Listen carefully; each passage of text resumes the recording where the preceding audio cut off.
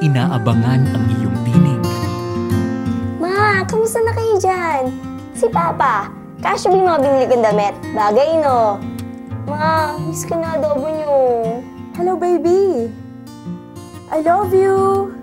Miss ka na ni Mommy. Sabik sa kwento na iyong ihahatid. Ha? Congratulations, anak! Tatay ka na rin. Kiss my new po for me. Hello, bro. Maganda trabaho dito. Sumunod ka na kasi. Akong bahala sa'yo. Sige na. Lubos na nagmamalasakit. Kamusta naman yan ang pangasawa mo? Oo nga, naubos ang English ko. Pagkatawag ko next week, kakausapin ko si Junior, ha? Galing! Ang taas ng grades niya!